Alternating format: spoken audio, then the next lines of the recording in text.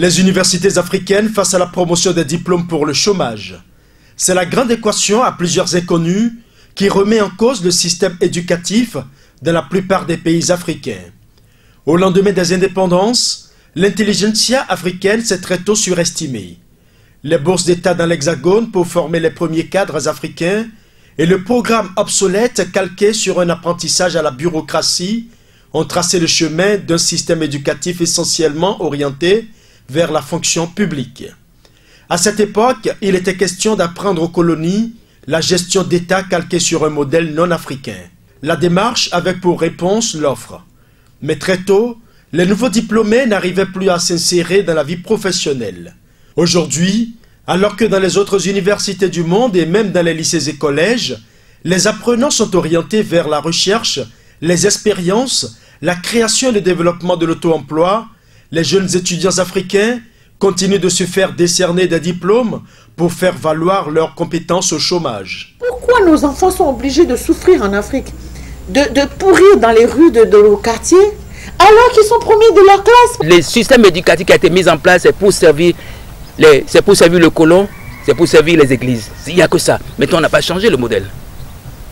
Il faut dire que l'éducation a une mission. A une mission de créer la richesse. L'éducation n'a pas mis de faire un service bellan.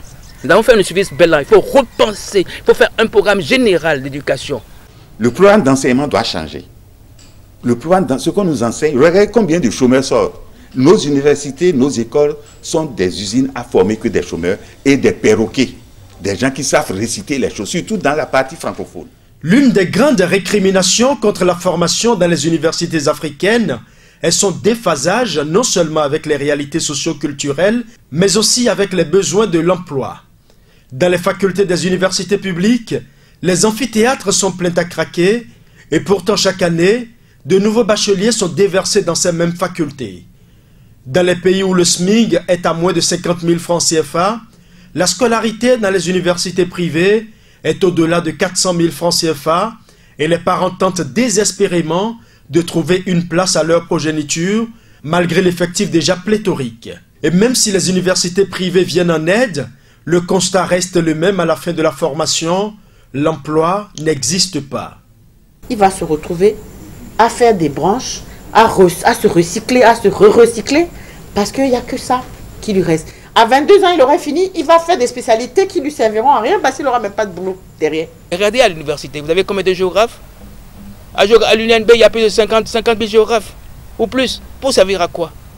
Il y a plus de chômeurs, on forme de plus de chômeurs, pour servir à quoi? Mais reflétons, donnons l'éducation, donnons-nous un sens. L'éducation doit être efficace, avec un plan d'ensemble, prise en charge par la main, partout. Et l'éducation, ce n'est pas uniquement l'école qui est là, c'est l'école des parents, l'école de la rue, toutes les écoles, et tous les médias doivent prendre ça en charge. Faites un beau, allez au marché d'Antokpa. La dame d'Antokpa ne fait pas faillite.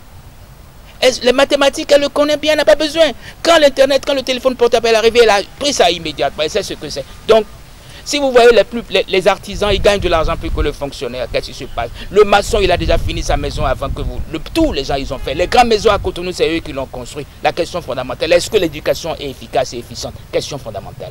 Vous voyez, il faut reformater le disque dur, reformer les programmes pour savoir tel environnement, vous voyez ce qu'il nous faut. Et je préfère même du temps de la Révolution 1 que je critique, mais il y a des partis qui ont dit, mais l'école nouvelle doit être une unité de production. Tant d'années perdues à cause de ce système sans finalité active, les jeunes, victimes de ce système, continuent malheureusement d'être des dommages collatéraux.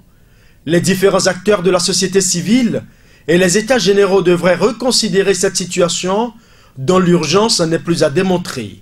Cette problématique est d'ailleurs inscrite au cœur de la deuxième édition du webinaire L'Afrique au sommet qui se penchera sur l'avenir de l'enfant africain et dont le troisième panel sera animé par un éminent professeur de l'Université de Lomé.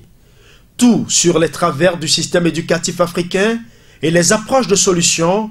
Rendez-vous sur Zoom les 28 et 29 août 2020.